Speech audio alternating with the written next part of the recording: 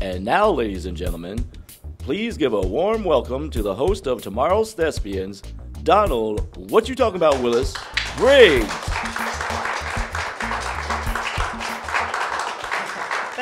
Thank you. Good afternoon, everybody. Wow, you're a wonderful crowd. Thank you so much for coming. I appreciate it. I am Donald. What you talking about, Willis? Briggs.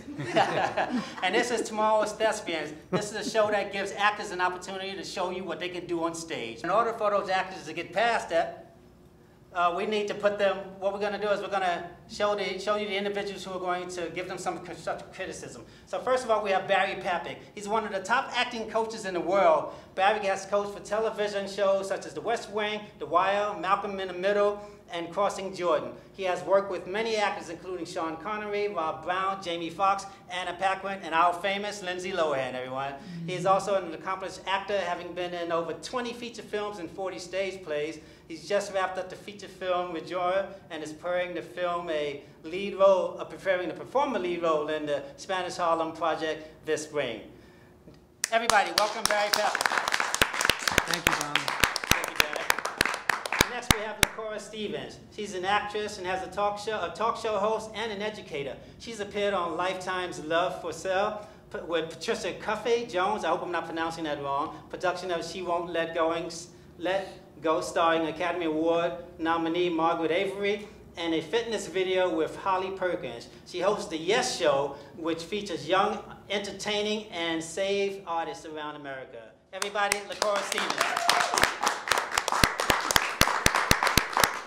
And last but definitely not least is Justin Ross. He's an internationally recognized actor, director, and arts educator who is currently be seen as Gene in the hit comedy Love or Whatever. His film Waiting for Yvette, starring Wendy Malick, Hot in Cleveland, won an audience favorite nod at the Palm Springs International Festival of Short Films.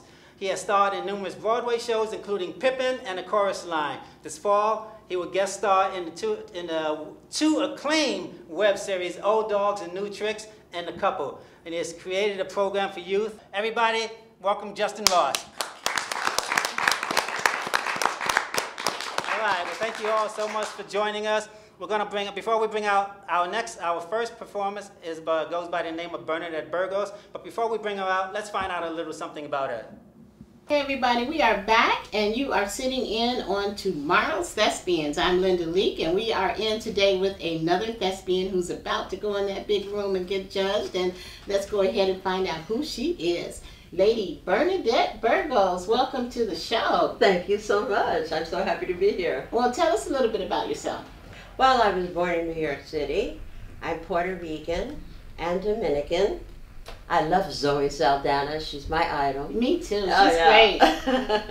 And ever since I was a little girl, I just come from a medical musical family. My father was a dentist who played the violin. My mother was an inhalation therapist who used to sing in a band to make extra money in Puerto Rico. So I just kind of grew up with that bloodline, and I've always loved to sing and dance, and I always consider myself more like a funny lady. Mm-hmm. I think I'm better at being a comedian. God knows I got enough drama in my life. But I can do just about all of it. I was an only child, so I always had the ability to go to acting school. I took ballet, I danced, but I got married a little too early, so I had to put a stop on my dream.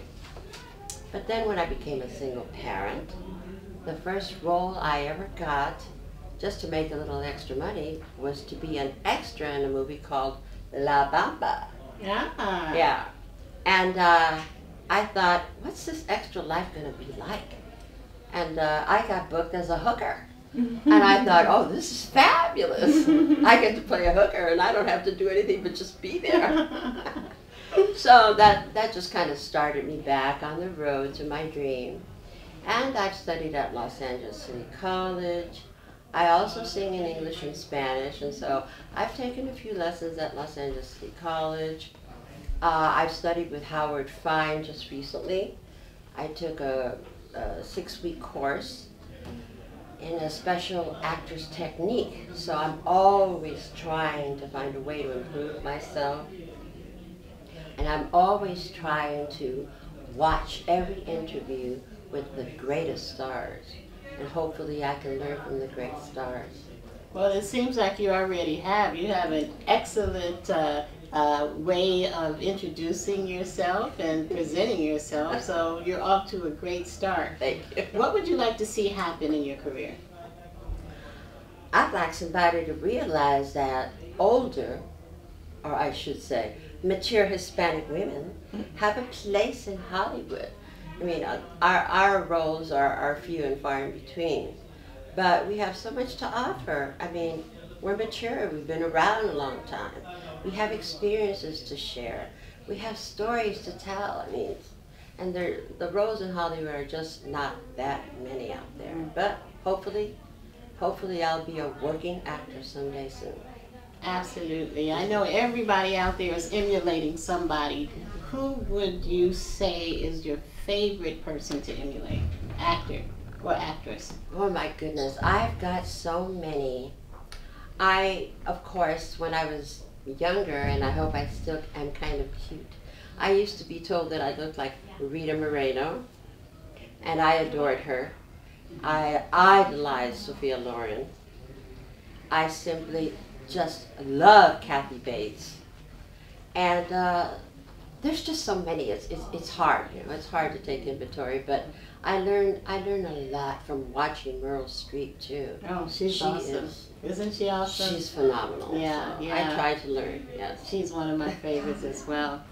Well, I'll tell you, we are getting ready to go in there and blast off in just a few minutes. So what we want to do is wish you the best of luck. Bernadette Burgos.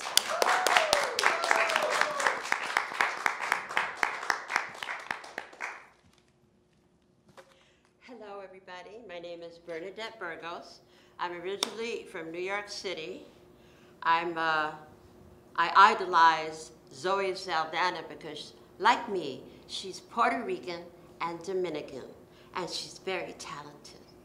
Of course, I am the more mature version of that, but anyhow, I've been aspiring to be an actress probably before I was born, so my mother says. I sing and dance, I act, but the bonus with me is you get it in 2 languages because I speak very good English. Y también yo hablo español igual que una puertorriqueña. So I do it in both. So today I'm doing a monologue that I performed in Miami and in Puerto Rico when I was studying theater arts down there. I wrote this monologue because of my age. I relate to this monologue, and because I feel that the public will also relate to the topic of this monologue. So I hope you enjoy it. And I just want to add, I've been blessed and so fortunate to have had a day player role in The West Wing, Guns and Not Butter, and last April I was on Criminal Minds as Nanny Dearest. So I've been very, very blessed, and I'm hoping to get a new agent and a better teacher, and I just want to keep going and going and getting better. Thank you.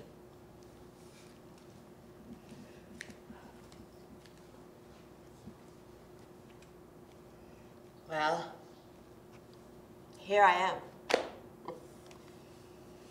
I can't believe. Has 30 years really gone by? 30 years. It seems like just yesterday we were so in love. So in love. Our families knew each other. We grew up together. We went to the same grammar and junior high and high school. We attended college together. After graduation, he decided to continue studying medicine. And then we married. We had the cutest little apartment across the street from the college campus. And I helped out by getting an extra job. Then he has to go and expire his trust fund. I had to give up my dream of being a singer. But I put him through medical school. Why? Because I loved him.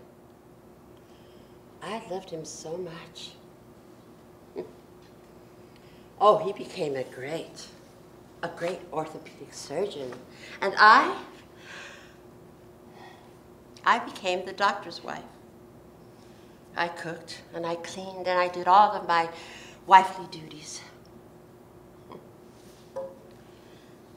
And I learned very, very specifically how to walk around the house like a cat. I mean, I was hell to live with. When he was sleeping, everybody had to, shh, shh, your father's sleeping. He's got the night shift at the hospital tonight. Shh, don't wake up your father. He's got to do surgery. Shh. I was right there for him. I supported him. I loved him. I was his friend. I was his wife. Well, and I never spent a lot of money. Never. Of course, I had a secret desire to have a powder blue convertible, just like the one in that movie. Thelma and Louise. Ooh, what a ride. But as time went on, I noticed that my girls were heading south. I thought, I might toy with the idea of getting breast implants. I discussed it with him, of course, and he said, oh no, honey, your breasts are just fine for me. Well, I guess if my husband found me attractive, well, why should I worry? Right? Right? Who knew? Who knew? All these years, all that love, all that hard work, he was having an affair with a double D, breast implanted bimbo secretary? I mean, hell hath no fury like a woman's scorn. So, I filed for divorce. It's about a year ago now. I know what that is. I know what that is. I know. But I'm gonna have to take a deep breath before I read this. This is the final divorce decree. I'm not sure what it says, but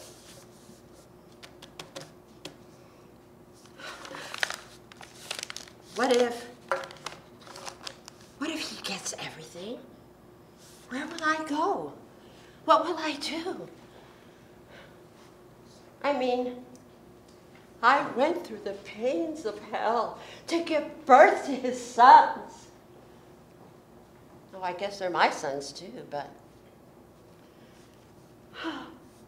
okay. Okay. Here goes. I can do this.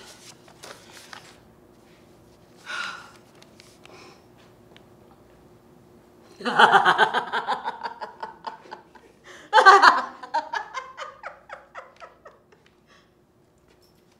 get to keep the house. I get $20,000 a month alimony. I get 50% of all of his stocks and bonds and mutual funds. And he can't cash out his 401k plan without me. Can I live without him?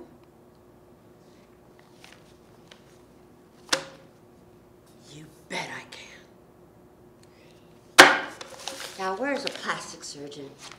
And where do they have that powder blue convertible on sale? I'm free! I'm free!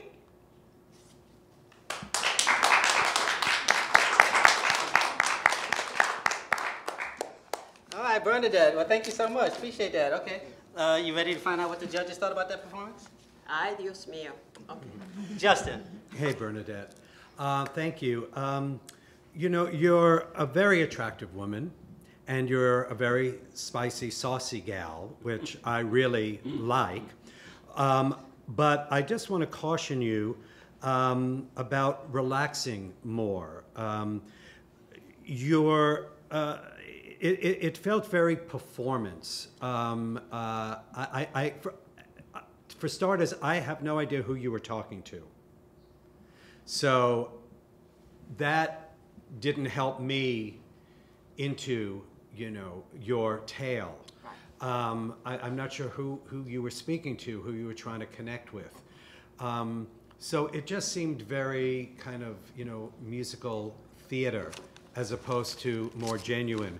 There were times when you did land into some character that I felt was more honest, and it was usually on the angry moments, the pain of, you know, when you say, I loved him so much. I felt that that was very honest. When you said, you know, who knew? You connected with that. Otherwise, it just seemed like a lot of show around the telling of this story. So just keep it real. But that's why I need you. Well, I hope that helps. Thank you so much. You're very welcome. Thank you so much. Oh, no, you've got two more to go. You still got two more people who need to talk to you. Oh, okay. LaCora Stevens. He's right. You're beautiful. I love the package, but I don't know if you are aware on where you fit or where you belong, in a sense. You look great. But as he stated, I had no idea who you were speaking to. I wrote that down. I said, who is she speaking to? You have a tendency to do this a lot and say, it's like a filler. And I don't know if you were thinking, because this is an original piece. And so because it's original, I would think that it would be more connected. But at times it seemed as if you were thinking about what it is you should say next. There were moments, as he stated, that you did connect when you said, I supported him, I was his friend, his wife. But then that moment was gone. You were so quick to go to the next moment. So my biggest thing for me was the pacing and the rhythm. I was just unclear and confused. I wasn't sure if you were trying to be melodramatic, if this was to be a piece, as he stated, that was a bit performance. I just was unclear of the genre of it. I was unclear. However, I think that you do need proper guidance because you are a great package and very marketable. You just need to find out exactly, you know, what you need to work on to get yourself out there. Yeah. Barry. Yeah, it's interesting that both Justin and LaCora talked about, you know, you didn't know who you were speaking to because there was no focal point to the monologue. You were drifting around, and if you chose somebody to speak to, it would have been much more direct and much more specific. Right. Also, you approached this from a writer's point of view and not from an actress's point of view, and I think that was the biggest problem here. As a writer of a piece that you're going to perform, it's even harder to perform it. So you have to take it after you finish writing it and look at it through an actor's eyes. And I never felt like you did that. I felt like you were presenting what you had written rather than acting a piece. And that was the biggest problem. You know, things like when you were talking about Thelma and Louise, you know, I really wanted to see you drop into those moments. But they were nice moments that you wrote, and you enjoyed the fact that you wrote them, rather than you know, dropping into the to the art of performing them and to the acting. You know, like when you were looking for that title. One last thing, and I think it's really important, and it's where I differ from these two just a little bit. When you got to the anger, I didn't believe it. What I believed, you see, anger is never a final step. Anger always is a cover for something. So in order to really find your anger, you have to find out what's underneath that anger, and here what was underneath that anger was hurt, and I didn't feel the hurt. And the only way that anger can work is if I feel that hurt, and that has to be from the actress's point of view and not from the writer's point of view. Right, thank you so much. Thank you, judges. Bernadette, thank you so much. Appreciate it, everybody. Bernadette. All right, right, let's go ahead and welcome our next performer, Jaire Bowen.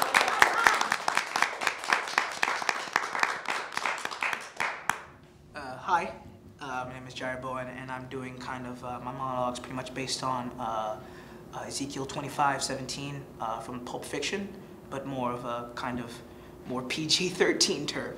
So here I go.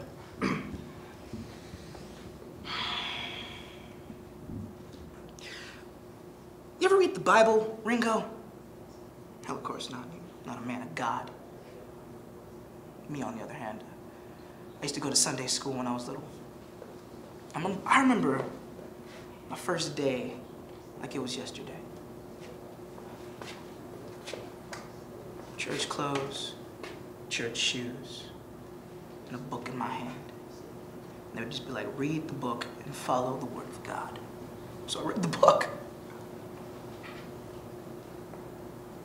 I was confused out of my mind. Too many words. I was angry and just vulnerable, and I hated it.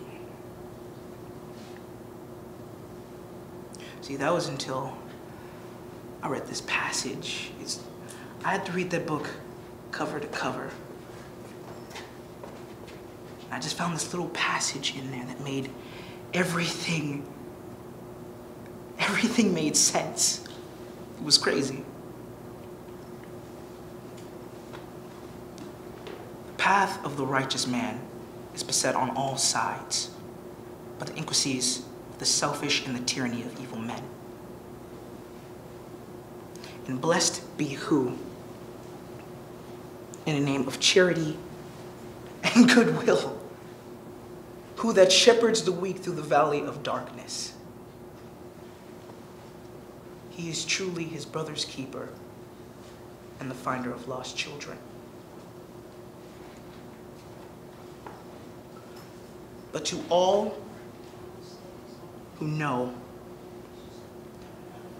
that I will lay down great vengeance upon those who try to harm and destroy my brothers. For you shall know my name is the Lord when I lay my vengeance upon thee.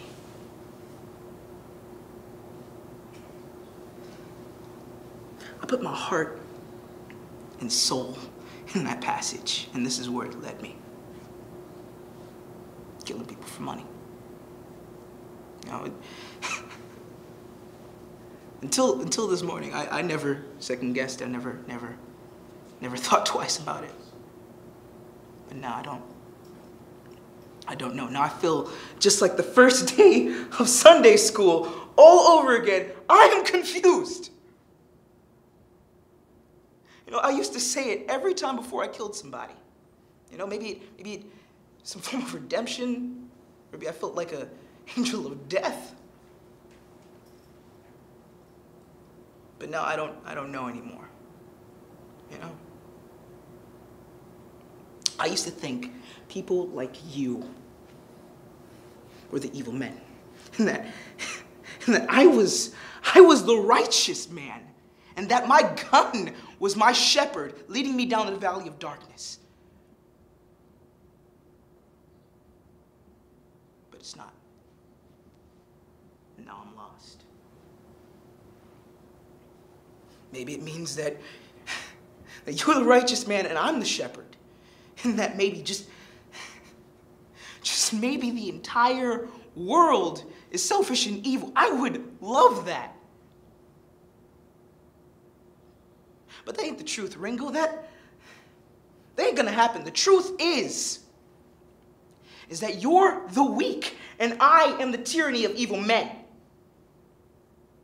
It is my destiny, my nature to poison you, to destroy you, to kill you. But I don't want to be that, Ringo. I want to be the shepherd. And I'm trying so hard right now not to kill you. Because if this was any other time, you'd be on the floor, breathing your last breath, and I'd be walking away without a care in the world. But I'm not gonna do that. I'm gonna be the shepherd, and I'm gonna let you go. Now go before I change my mind.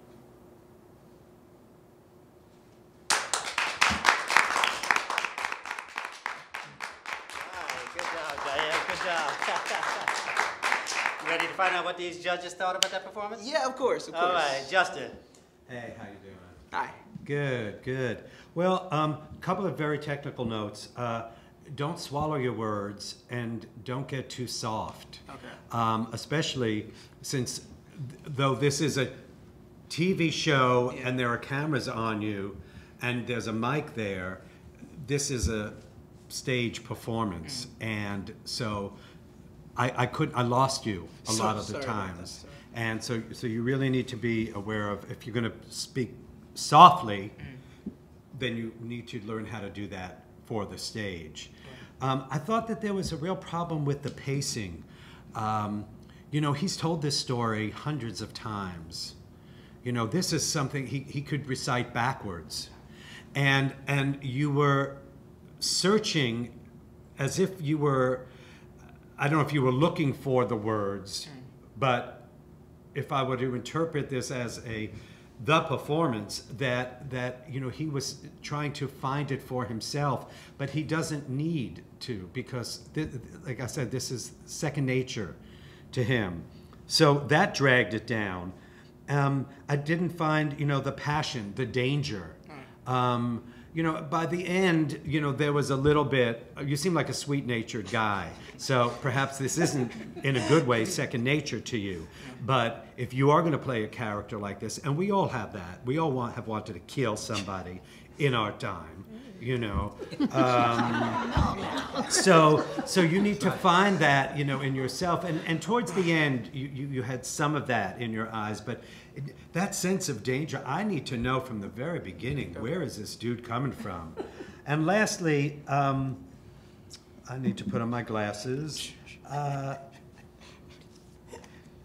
Until this morning, and that's a big transition moment. It's like you were so certain of the path that you have been traveling until this morning, and I didn't see that shift in up here to go into the latter part of the monologue. Okay. So I think you can just keep working on it. Okay.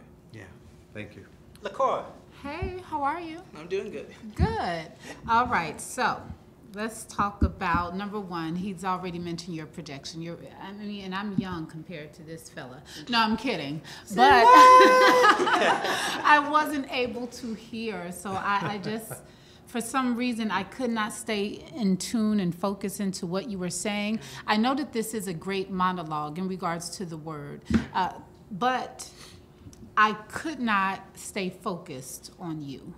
So that means that this maybe is not a great match for you. Sometimes as an actor, we need to know what is a monologue that's going to allow us to shine. As he said, you do seem sweet in nature. So I don't know if this would be the right monologue for you, because for me it was just flat. It was about two emotions and that's about it. So where are the levels? There was a transition. There was at the end, it was just kind of anticlimactic. I didn't get the build. You know what I mean? Yeah. Like, you're supposed to make me, I'm supposed to be here with a monologue like that. My eyes shouldn't wander and my mind shouldn't wander. I should be focused and in tune on you, but I wasn't. So I think you need to find a monologue that may, you know, resonate with who you are. Yeah. But yeah, it just wasn't believable for me. Okay? And Barry. Yeah, now I'm much younger than both of these two. Hey! But I had the same problem with hearing. And you know what? I always say this. Lee Strasberg used to say that when you can't hear an actor, it's because he doesn't want to be heard yet. So, which says to me that you weren't as comfortable with the material as you should be. Okay? I thought that unlike these two, I saw some things that I really liked here, and I thought that I really saw your memories up top, and I liked the fact that you were taking your time with the piece, and the piece was coming to you as it was being performed, because that's how we live our lives. The one part that should never come to you as you're performing is the quote from the Bible, and as you recite, those are words that you've recited a million times before, and that's why I don't think any of us saw the passion in that we need to see. Because these words come from your soul. You live with them. You love them. So I really need to see the passion of that. The other thing is don't drift. You tend to drift. Set your feet and stand there. And it'll be stronger that way. Also, don't push for emotion. It's the one thing that I hate most. Give me what's there. If you give me the truth, then I'll be able to go with you. When you start to push for emotion, then I'm leaning back, going, I don't believe that, and that's what the other two were saying. So I thought that there was, especially up top, there was some really nice things. I think you have a nice quality. I think this is a piece you could do, but I think that you really have to find the passion for this piece. Okay. Great. Everybody, Jaire, Bowen. Thank you so much, Jaire. Appreciate it. All right. Thank you so much. All right, our third performer for this evening goes by the name of Julie Cardia. But before we bring her out here, let's find out a little something about her. Hi everybody, we are back and you're sitting in with Linda Leak here on tomorrow's Thespians, and we also have with us an up-and-coming thespian ready to get out there and just knock everybody dead right there in front of the judges. We have Julie Cardia. Julie, welcome to the show. Yes, hi Linda. So great to be here. Well, great to have you, and especially another Chicagoan, a home yes, girl. I know. How We're cool neighbors. Is that? Yeah, I was born and raised there, actually in Oak Park, which is the suburb, the first suburb out of the city. Absolutely. And my grandparents and great-grandparents all raised there. Most of my family is still there. I have a twin sister who now lives here with me in LA, but yeah. So did you move out of Chicago to come here for acting? Well, no, I actually moved from Chicago, then lived in New York for 10 years, and then came out here for grad school. Oh, wow. So, yeah. And then it just turns out that the acting bug just jumped right on in. Yep. And before you knew it. Brought me here. Me here. Well, tell us, what kind of work have you done previously in acting so far since you've been here? Well, honestly, most of my training is all in music theater, and so when I was in New York, I did all musical theater, both on Broadway. I did Annie at Madison Square Garden, and then regionally, and the tour of Annie, and so I was kind of ready to do plays. And you might not think that it's like such a separate thing, but it is very separate when you're going towards musicals and then you want to be in a play. People are like, no, you do musicals, you're a singer. And of course you learn the more you do it that it's all the same thing.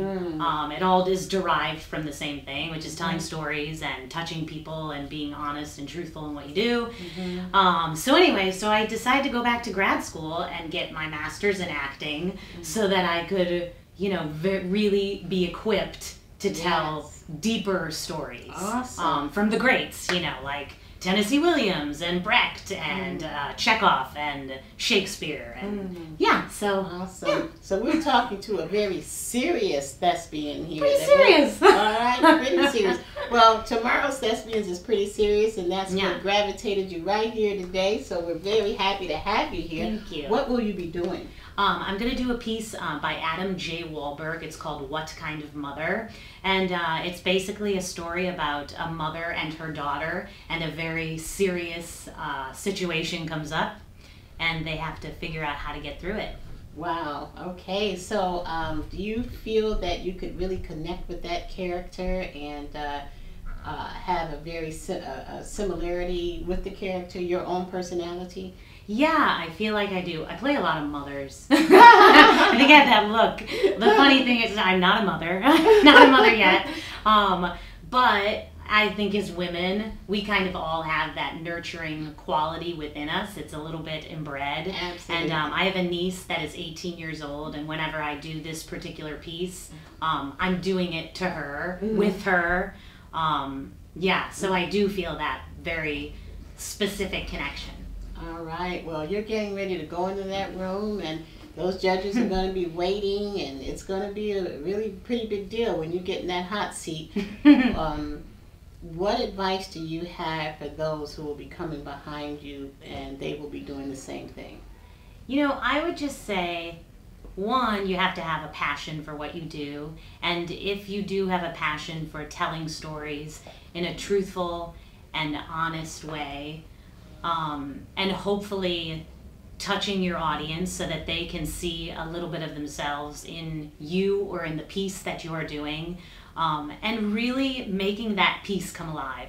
Because after all, you know, we couldn't do this unless we had some great work to perform. And I'm always really searching for that. You know, first in my life it was music, but then it came to telling stories with words. And I'd say if you have a passion for that, go for it.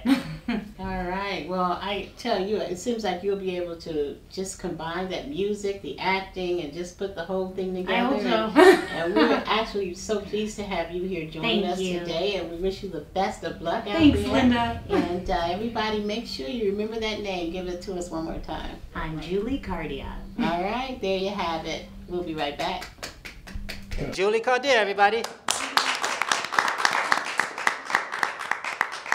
Hi there, I'm Julie Cardia, and my piece is from Adam J. Wahlberg's What Kind of Mother, and I'm going to be playing the role of Ruth, and I'm talking to my daughter Lana, who's going through a really difficult situation, and I'm trying to get to the truth of it and then to help her.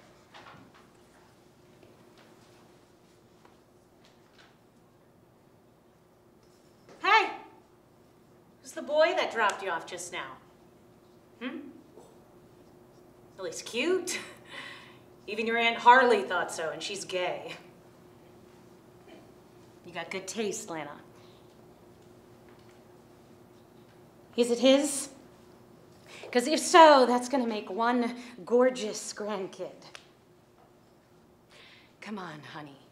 You are my own flesh and blood. Did you really think I wouldn't notice? I mean, all the sweatshirts in the middle of August. I also know that you were at St. Joe's yesterday. Lana, look at me. Look at me. If you go through with this, you will be out of this house so fast it'll make your head spin. So you listen up. You are going to raise that child, and you are going to love the shit out of it. And I'm going to help you. And if I ever see that boy in my driveway again, I swear to God, I will take that shotgun down from the mantle. And you know I'm one hell of a shot. So go. Get your ass down to the party, hug your grandma, shove some macaroni salad into your mouth. Because you're eating for two now.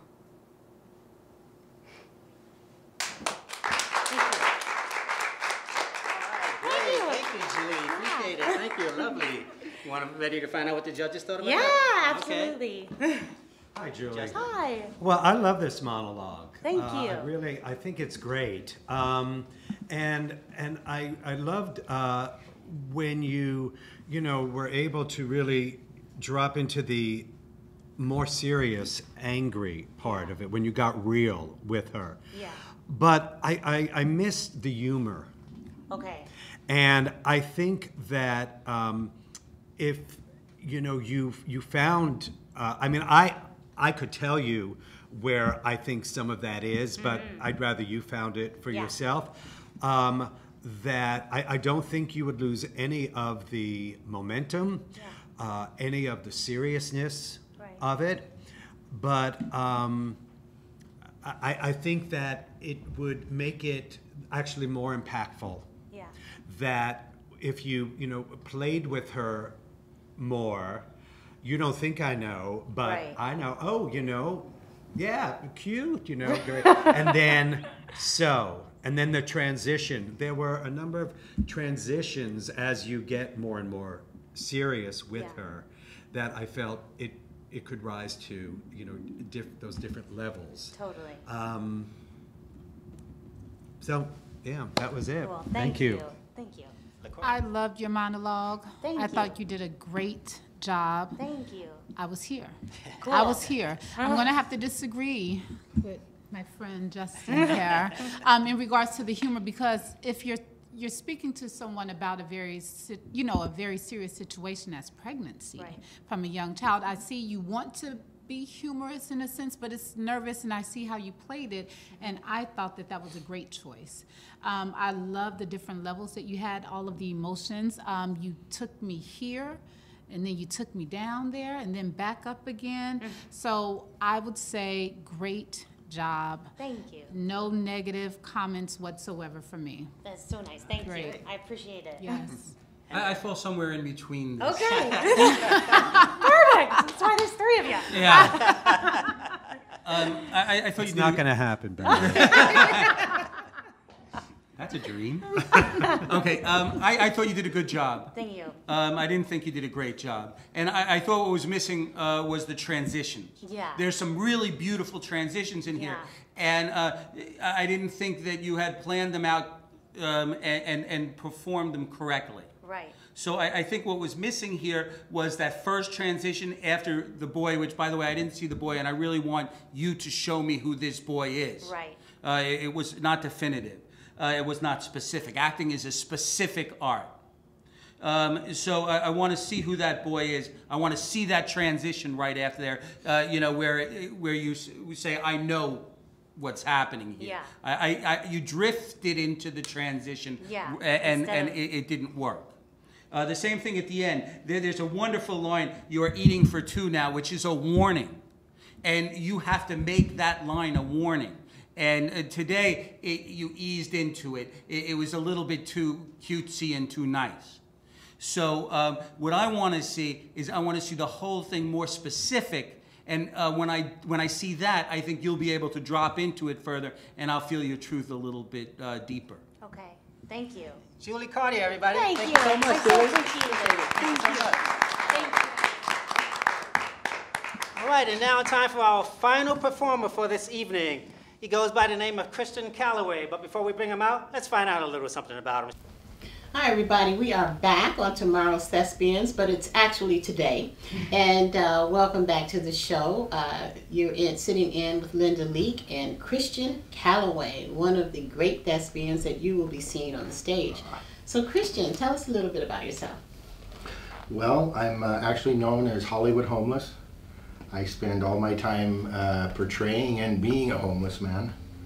I'm not actually homeless, I do have a house. But I go out and I try to help the people who sometimes need somebody to talk to. So I'll go out with one of my signs here that I want to talk, I'll listen. And through that I learn so much about people and the different things that they encounter in life, and sometimes you just need an ear. And some people haven't talked to someone for most of their life. So it's a really neat thing. Awesome, awesome. What a wide range of people that we have going on here. This is so crazy, I tell you. So tell us, how were you able to incorporate the Hollywood Homeless into this thespian show? Well, today I'll be doing a piece from a play called Forced Conviction, written by Travis Mark Snyder Eaton, which was performed this year at the Fringe Festival, and we actually won Best Wardrobe, which you'll get to see that wardrobe today. And it's a short piece in the story of a homeless man, and I think you'll really enjoy it. I think so too, because I do a lot of work with the homeless and my heart goes out to them. So tell us, how did you catch the acting bug? When did you first get involved in this? Well, when I was 16 years old, my friend worked at a radio station as a janitor. And a new radio station was opening up, and I went to apply as a janitor, and they liked the way I talked, and the next day they had me at a farm and market show doing interviews. Oh, wow. So from there the bug got in me, and I've been doing that for nearly 35 years now. Wow. Doesn't take much, does it? No. For all of us who have caught the bug, I know. Well, they're in there right now, and those judges are ready to start judging, and they're going to be really looking at you carefully and making sure that you're doing what you're supposed to be doing. What qualities do you think you will need to be able to just nail this monologue? I think the moment I walk on stage will be quite surprising. And then the monologue itself, it really just, it all fits together so well. I'm really looking forward to maybe bringing a tear to an eye. Absolutely. I've seen some judges who are looking for that, so that's going to be fun. And just one more question. For those out there who are seeking to do what you're doing, because it's so advanced what you're doing, and it's so unique and creative, I know you're going to do well. What advice do you have for those who are coming along and trying to do the same thing?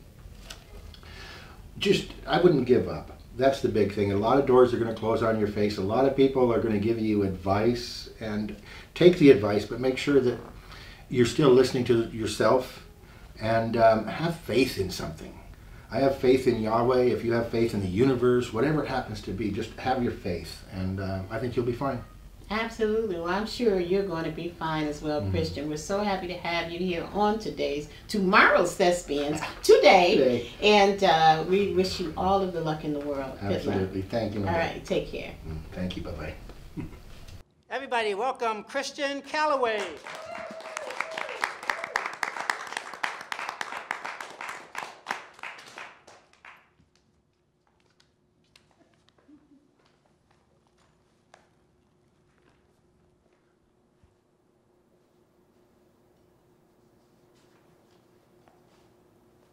What? This? All of this? It started when I first discovered music. Oh, not the appreciation of music. No, that was always there. It was the creation of music that I learned and would strive for. And that creating was made easier when I would buy inspiration. Inspiration from a sharp point of a needle in my arm. It started this domino effect. It caused me to be inspired by the smallest things in life. And inspiration was great. I needed more.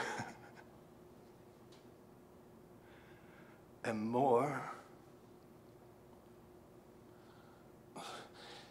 It enhanced my view of the world. I needed it.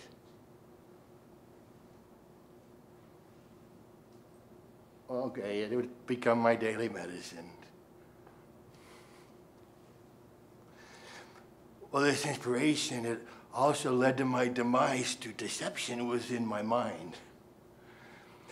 It caused me to be chased by these figures that would stop at nothing to destroy me, causing robberies, fights.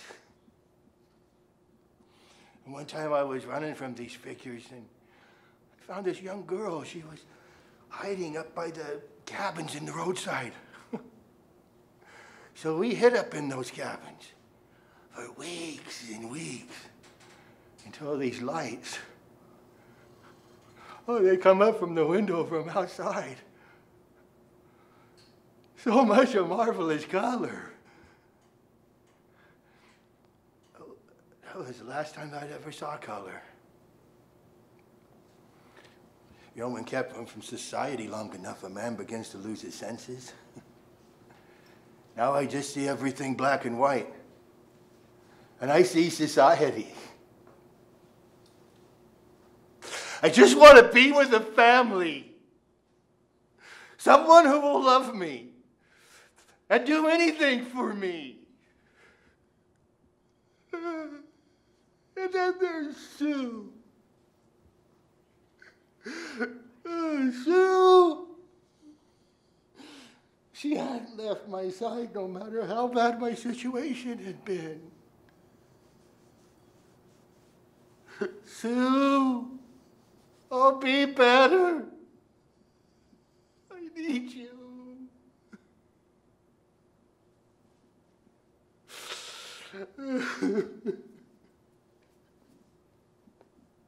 Do you think that this is easy? Huh? Or you just will walk right on by and act like I don't even exist? Not even turn your head or even so much as an eyeball? Oh, and then when you do, what do I get? Spit on? Beat up? My possessions just knocked over? Oh, I can't take this. This is not easy. Do you think it's easy? Huh? Do you? Society? I'm waiting for an answer.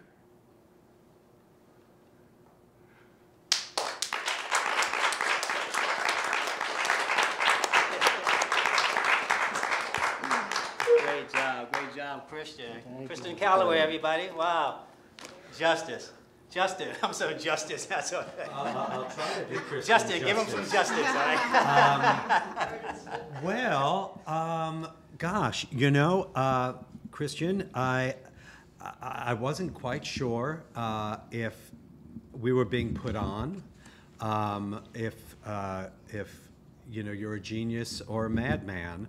And I say that with the utmost respect. When I saw you come into the studio, I thought, oh, this poor homeless man is trying to get something off the craft service table. I hope he gets it, and I just didn't know what to think. So it's tricky. I mean, I suppose perhaps you came today knowing that you'd be put on tape and that you might be able to use this as an actual character for your reel. In general, going this far with a character, I don't know, I guess there's different schools of thought. Some directors would want you to come in and look more normal and then let me find that character from looking at you, and then others might really appreciate the effort. I do appreciate the effort, but like I said, it kind of threw me off guard a little bit. That said, I thought you were extremely touching, and I think you honored this person, and I have no doubt that the next time I see a human being in this position, I will think twice about my assumptions. So thank you very much. Thank you. Thank you very much for that. I appreciate that. Great job, Christian. You touched me. It just reminded me of a play called We Own the Night. There's a character by the name of Zeke, a very similar monologue. And you made me go to a place, as he stated, we have to be mindful of the people that are out in this position. As the character you were playing, I felt like the piece had levels.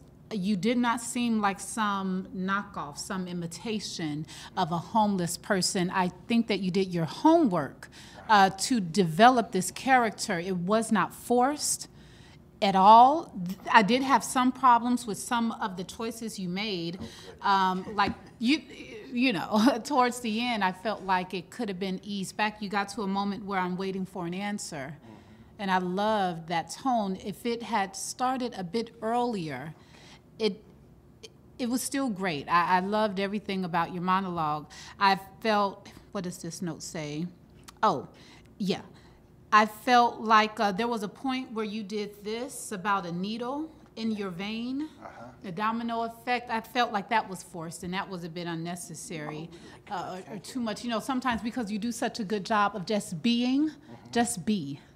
So that's all I have to say. And at the very beginning, I didn't know what all this, I was unclear of what this was. So those are my notes. Great job. Thank you so much. Yeah. I appreciate that. Barry? Dude, you're out of your mind. I thought personally that this was much closer to genius than the other. I thought that all in all, I thought it was really wonderful work, and you took me on a trip, and I really loved what you did. I'm going to give you a couple of points here. LaCora talked about the needle. It was way overacted. It took us out of the monologue. So really be careful about that. The other point was when you got into Sue. I want to see you go deeper on that. I saw where you were trying to go, and I didn't really believe it. So I want to see the depth of that. I think it's a beautiful moment, and I really want to see, you have to mine that from yourself. And right now, it was a little wordy, and we really didn't drop into the depth of it. But all in all, I thought that this was really close to genius. I'm thinking of braiding my beard just like that now. And I think you did a great job. I say, and maybe this is where Justin and I differ, I say go for it as far as you possibly can. I'm a big supporter of snotty monologues. Let me see, snotty, dirty. And I loved what you did, and I respect that. It's what I would do in an audition, and I love to see you doing that. Go as far as you possibly can. Now, here's the other thing. I'd also love to see you play a businessman. I'd like to see you clean up, because I think that you have that in you. I think you have that in you. I think there's something very special in you. Now, you have to really mine what's there. But I thought it was close to genius. Oh, thank you so much. Everybody, Christian Calloway. Thank you so much. All right, everybody, we have come to the end of the show. I just want to bring the other performers out just for a last look at them, all right? So please, welcome everybody, all right? Come on over here, folks. Come on over here. All right. Great. There you go. All right, hey, I want to thank the judges. Always great as always. I want to thank the audience for joining us. I want to thank the crew. Without them, we couldn't put this entire thing on. And these people right here behind me, the performers. Let's give them a thank you very much, all right? Thank you.